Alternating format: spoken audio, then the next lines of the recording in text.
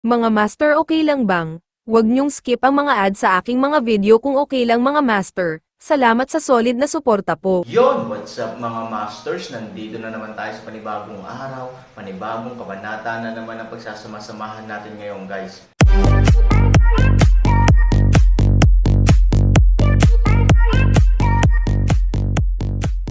Bali mga masters, kung bago ka pa lang po sa aking YouTube channel, please click the subscribe button, lalong-lalo na po yung notification bell guys, para maging connected pa rin tayo sa isa't isa at maging updated kayo sa mga susunod ko pang video.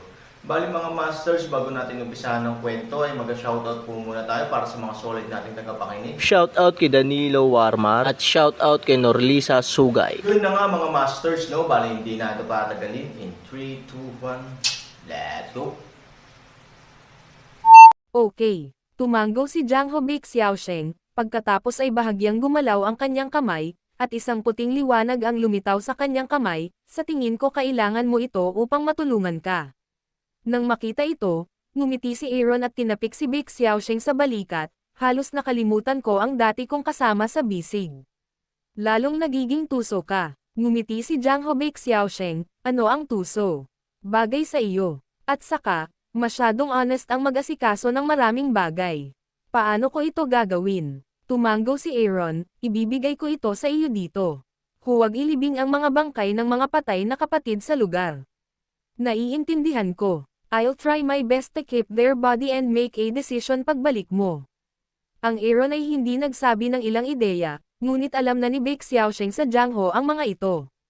Alam niya na ang Aaron ay gustong humanap ng ilang pagkakataon upang makita kung kaya niyang buhayin ang mga namatay, tulad ng Fumang. Bagamat napakaliit ng pag-asa, ito ang paraan ng pagtrato ni Aaron sa kanyang mga kapatid. Kaya, syempre, iginagalang niya ang pagpipiliang ito. Well, magpaalam na tayo. Aaron na kalsada. Tumanggaw si Jiang Hobik Xiaosheng. Nang bumagsak ang mga salita, tumalikod si Aaron at tinapik si Linlong at ang masamang tao Tay. Lahat tayo ay may diwa ng 12 puntos. Naniniwala ako na kapag nakalabas na tayo, magkakaroon ng lahat ng uri ng pananambang na naghihintay sa atin. Nauna kaming umalis ni Tao Tay. Makapal ang balat niya at mabilis akong lumipad. Matagal nang umiti si Lin. Ang masamang mata ko ay umungal at sumang-ayon. Bagamat hindi matiis ni Aaron na hayaan ang kanyang dalawang kakaibang hayop na harangin ang baril, ito ang pinakamakatwiran at pinakamahusay na paraan sa kasalukuyan. Sige, ingat ka sa paglabas mo. Nang bumagsak ang mga salita, gumalaw si Aaron sa kanyang kamay at direktang pinona ang dalawang hayop, na sinundan ng kanyang sarili. Nang muling sarado ang labasan ng Tianshu, kumaway si Big Xiaosheng sa Jiang Ho sa ilang tao na hindi malubhang nasugatan upang magbantay dito. Pagkatapos ay abala siya sa pakikitungo sa mga sugatan sa lahat. Halos nang umalis si Aaron at si Big Xiaosheng sa Jiang Ho ay abala sa pagharap sa ibang mga bagay, nagkaroon ng mahabang siya sa kalangitan sa oras na ito. Delikado. Bumantong hininga ang boses, ang bastos na ito ay talagang parang isang gutom na leon na tila pupunitin ka anumang oras. Pagkababa ng boses, muling lumitaw ang isang figure. Ang matanda ang nagwawalis ng sahig. Nang makita siyang nakangiti, hindi nasiyahan si Bahwang Tianshu, anong tinatawanan mo? Sa susunod na pagkakataon mo na ang ganoong trabaho. Masayang ngumiti pa rin ang matandang walis, alam kong nagsumikap ka at nanganganib na hawakan mo ang asno ng tigre, gayunpaman, hindi lahat para sa tigre ay magising mula sa pagkakatulog at bigyan ng buong laro ang kanyang orihinal na kapangyarihan ng tigre. Pangalawa, kung hindi siya makahanap ng isang lugar upang magbulalas, sa kapangyarihan ng yin at yang sa kanyang katawan sa oras na ito at iba pang mga puwersa, kailangan niya talagang magsanay sa iyong lugar, at ikaw ay magdurusa. Bagamat sobrang depressed, may katotohanan ang sinabi ng matandang sweeper, totoo rin. Sobrang depressed ako ngayon lang ako pinilit ng bata na magpakita. If this product try its best, I really don't know what it magiging katulad. So, some jobs are yours and you can't escape. Tsaka, hindi ba maganda ang ginawa mo this time? Dayin mo muna siya sa gubat para mag-upgrade, tapos gumamit ka ng excuse. Well, stop talking. Magsuot tayo ng pantalon. Haha, maaaring kasalanan kung bakit galit si Aaron ngayon, ngunit maaaring ito ang malaking merito ng pagtulong sa kanya na lumago sa hinaharap. Bakit ka nagmamadaling itapon ang mga ito? Don't. Say anything, depressed ako ngayon, bahuang Tianshu daw, malumanay nang umiti ang matandang Wallace. Anong nakakapanlumo, hindi ba ito kahanga-hanga kaagad? Hoy, tama na, tara na at tingnan natin. Bumagsak ang mga salita, dalawang figure ang nawala sa hangin, at sa oras na ito Aaron ay nagmamadaling lumabas sa 8 kaparangan na Tianshu. Storytelling channel sa YouTube. Wow! Nauna ang dalawang halimaw, ang masamang mata ko ay nasa itaas, at ang linlong ay nasa itaas muli. Woo! Kasabay nito ang pagtunog ng busina. Sa pinakagitnang bahagi ng lungsod, ang magagandang babae at iba pa ay naglagay na ng patibong gaya ng inaasahan ng Aaron. Hinihintay na lang na lumabas si Han. Ang buong aklat ng langit ay isinabot mga 2 metro sa tabi ng mahogany hanging tower. Mayroong hindi mabilang na mga armas na naghihintay sa paligid. Obviously, kung may lumabas dito, aatakehin ito ng random na kutsilyo at baril. Alam din nila na napakahusay ng Aaron. Ang mga ordinaryong sandata ay hindi makakatulong sa kanya. Sa makatuwid, sa kasalukuyan, ang lahat ng mga armas sa paligid ng Tianshu ay mga dekalidad na kalakal. Hindi na kailangang magsabi pa tungkol kina Laido at Jando. Mamaya, sa paligid, sa oras na ito, mayroong isang grupo ng mga eksperto na nangunguna sa halos 10,000 elite na sundalo na naka-standby. Kung may anumang kaguluhan, sila ay direktang kukubkuban sa isang iglap. Halatang lambat ito, na matagal nang naghihintay ng biktima nito dito. Gayunpaman, sa katunayan, ang mga ito ay hindi pa tapos. Para sa isang grupo ng mga tao tulad ng sugo ng dragon, ang mga bagay na ito ay maaaring higit pa sa sapat upang makitungo sa sinuman. Gayunpaman, ang Aaron ay hindi kasama sa sinuman. Siya ay isang pervert. Natural, kailangan niyang harapin siya sa isang pervert na paraan. Sa ilalim ng double layer encirclement, mayroong halos 20,000 elite na sundalo na nagtatago anumang oras. Sa sandaling marinig nila ang balita, bubuo sila ng napakatibay na panlabas na depensa at lubhang nababaluktot na mga puwersang mobile upang madagdagan ang mga puwang at pangangailangan kahit saan anumang oras. Siyempre, hindi lang iyon. Sa paligid ng periphery, mayroong 8 tore na may taas na halos 10 metro. Ang lugar ng katawan ng tore ay maliit, mga 1 metro kwadrado. Nagmamadali itong bumangon mula sa lupa. May tower room dito. Ang bubong ay nasa hugis ng isang matalim na kono, at isang bandila ay nakasabit sa itaas. May 8 watawat sa bawat panig, at ang bawat bandila ay may iba't ibang kulay.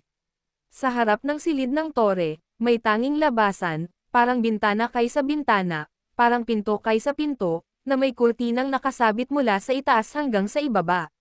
Sa labas, parang hindi ko makita kung ano ang nangyayari sa loob. Sa tunog ng signal kanina, ang pinakaloob na random na kutsilyo at baril ay naitapon na. Sa tunog ng patalim na hamihip sa karne, ang 2 figure ay nanguna rin sa paglabas mula sa aklat ng langit.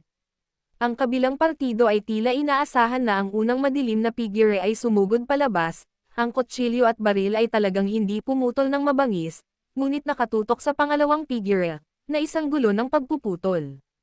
Hindi ko alam kung ang mga taong ito ay gumawa ng mga plano sa loob ng mahabang panahon, o kung sila ay nahaharap sa mga biglaang bagay sa loob ng ilang panahon. Hindi sila sumasalamin sa kanila hanggang ngayon. Bagaman mayroong parehong posibilidad, malinaw na mas malamang na ito ang nauna, dahil ang kabilang partido ay halatang handa at handa. Imposibleng manatiling nag-iisa ng mahabang panahon, ngunit nahuhulog ito sa kadena sa kritikal na sandali. Nagkataon na si Linlong ang naglalakad sa harapan. Sa makatuwid, maaari lamang ang katakawan ng kasamaan ang nakakakuha ng pinakamaraming kutsilyo at baril. Si Linlong ay maliksi. Pagkalabas niya ay agad siyang nag-hover at sumilip. Ang pangalawang layer ng pagkubkob ay agad ding napunan ng oras, at libu-libong Dawas Dharmas ang maaaring direktang umatake ng direkta. Sa kabutihang palad, hindi binalak ni Linlong na makalusot, kaya nakaiwas din siya sa karaniwang pag-atake. Sa halip, sinunggaban nito ang mga eskrimador at kamay ng palakol sa paligid ng Tianshu, na hindi lamang tumulong sa masamang matako na pagtakas, ngunit nakatulong din sa Aaron na alisin ang ilang hindi kinakailangang mga hadlang gaya ng binalak, bagamat nasugatan ang masamang taotay, ang mga pinsalang ito ng kutsilyo at baril ay hindi man lang umutot para sa makapal na balat at matigas na laman nito, kung hindi dahil sa kahinaan nito ngayon, Natatakot ako na ang mga kutsilyo at baril na ito ay hindi man lang maputol ang kanyang balat, lalo pa ang anumang bagay. Ang mga payat na kamelyo ay mas malaki kaysa sa mga kabayo, sa masasamang mata ko na pagbagsak dito. Ang mga piling kutsilyo at pistola ay medyo nabigla, ngayon sila ay nagmamadali sa harap ng pag-atake ni Linlong mula sa likuran, at ang napatay ay sumisigaw, hawakan ng formation, sa ikalawang hanay ng koponan. Sa oras na ito, hindi natagpuan ng isang komandante ang Aaron. Sa oras na ito, sumigaw siya ng malakas sa pagtatangkang gawin ng koponan na hindi magpanik, all on alert. Ang kalaban lang, bang, sa isang mapurol na tunog, ang mga salita ng lalaki ay nasa kalahati pa lamang. Sa mahinang tunog, may pulang tuldok na kasing laki ng mata ng karayom sa gitna ng kanyang kilay. Sa sumunod na segundo, sumabog ang kanyang ulo na parang pakwan, isang madilim na anino din ang sumugod palabas ng aklat ng langit sa oras na ito. Aaron Storytelling Channel sa YouTube. Oo, nandito na ang Aaron. Bilang huling pag-atake, huli na dumating ang Aaron. Patayin siya, patayin. Sa dami ng tao, itinuro ng kapitan ng bawat unit sa elite team ang Aaron at tuwang-tuwa at kinakabahan na sumigaw. Ngunit ang mga taong ito ay halos nasa sabik ng wala pang isang segundo, at ang sumunod na segundo ay ilang mga pagsabog ng direkta sa kanilang paligid. Para sa isang oras, sila ay sumabog ng paulit-ulit. Hindi man lang nila inisip kung ano ang nangyayari kaya tuluyan na silang nawala. Ground fire, thunder dragon, sky fire, gulong ng buwan, boom. May malaking apoy, at umuungal ang thunder dragon. Ang apoy sa kalangitan at ang buwan ay nagiging mga dragon ng apoy at electric phoenix. Kahit saan sila madaanan, umiiyak lang sila at sumisigaw. At mas kakilakilabot ang katawan ni Aaron sa oras na ito. Sa simula, sinubukan ng Aaron ang ox na kutsilyo sa unang pagkakataon. Hindi niya piniling gamitin ito laban sa Diyos ng araw at buwan dahil ang mga dharma na ito ay walang kalamangan laban sa kanila. Kung tutuusin, kung talagang umiiral sila sa isang hiwalay na paraan, ang katayuan ng 10 Diyos ay hindi maaaring mas mababa kaysa sa Diyos ng araw at Diyos ng buwan. Pero tama lang sa kanila. Kung nakasanayan ang pakikitungo sa barkada sa harap nila, ibang usapan na. Ano man ang epekto, kahit anong uri ng pag-atake, ang Aaron ay parang hindi humihingi ng pera, kaya't bumagsak siya sa lupa. Hindi ka ba naglatag ng lambat? Hindi ka ba napapalibutan ng crowd tactics? Buti naman. At least, hindi ko na kailangan hanapin ang target. Magkakaroon lang ako ng nakakalat na bituin sa langit. Anyway, kabaligtaran naman ang mga nahulog at napatay. Darating ang Aaron, darating ang Aaron. At ang field ay napakagulo na ang labas ay hindi idle sa oras na ito. Ang paligid ng mga puwersang gumagalaw ay nagsimulang lumakas patungo sa gitnang lugar, at ang isang maliit na grupo ng mga sundalo ay mabilis na lumipad patungo sa tirahan ng master ng lungsod.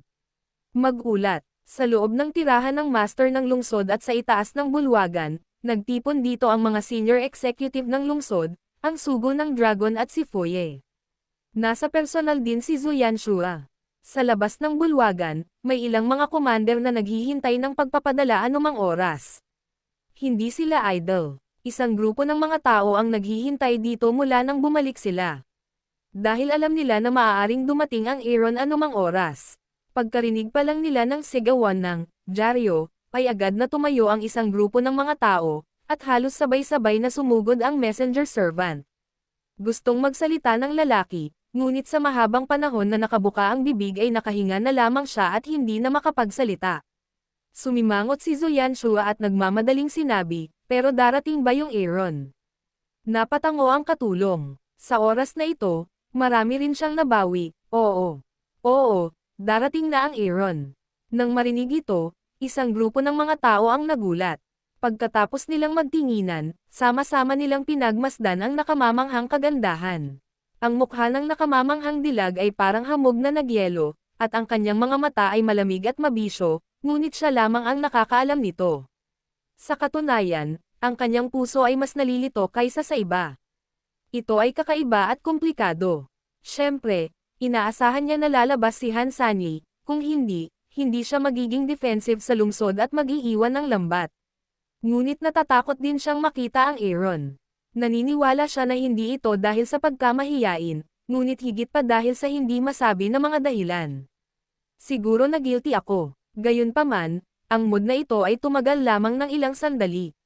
sa ilalim ng mga mata ng mga tao, mabilis siyang umayos at malamig na ngumiti, parang darating ang totoong malaking isda. Nagmamadaling bumalik si Zhu Yanshua, tumingin sa katulong at sinabing, ano ang sitwasyon sa labas? Mabangis ang pag-atake ni Aaron, parang pagpatay sa Diyos, maraming piling tao ang pumapatay ng kanilang mga kamay. Sa totoo lang, bagaman hindi siya marami, ang aming moral ay nabawasan pa rin ng malaki. Gayunpaman, pagkatapos ng lahat, ang aming deployment ay mahigpit. Sa kasalukuyan, si Aaron ay nakulong pa rin sa ikalawang matinding pagkubkob, at ang reserbang koponan sa ikatlong palapag ay patuloy na pinalalakas. Mabuti, mabuti, mabuti. Tatlong sunod-sunod na magagandang salita ang sinabi ni Zhu Yanshua, kaya hindi na niya kailangan pang magsalita. Ang sugo ng dragon ay talagang isang sugo ng dragon, at ang sitwasyon ay kasing tatag ng isang bato. Ngumiti din si Ye Shijun ng may pagmamalaki. Ang Aaron ay isang maliit na malakas na hindi maaaring mamatay. Sa pagkakataong ito ay nahulog ito sa ating mga kamay. Nakikita ko kung paano siya makakaligtas. Malamig din ang langit at nakangiti, malinaw. Medyo nasiyahan sila sa kasalukuyang sitwasyon. Napangiti ang napakagandang dilag. Sinulyapan ang mga taong naroroon at nanguna sa paglalakad palabas. Tara at tingnan natin kung paano nakipaglaban si Aaron, isang nalulunod na aso. Tumawa si Ye Shijun. Nang bumagsak ang mga salita, isang grupo ng mga tao ang nagtawanan at masayang sinundan ang nakamamanghang kagandahan patungo sa labas ng bahay. Yun na nga mga masters, no? Bali panibagong kabanata na naman yung natapos natin ngayong gabi. Muli, maraming salamat po talaga sa walang sawang suporta po sa aking YouTube channel na talagang inaabangan nyo po ang bawat upload ko po. Bali mga masters, magkita-kita ulit po tayo bukas ng gabi at ngayon po ay magpapaalam po muna tayo. Bali mga masters, bye-bye!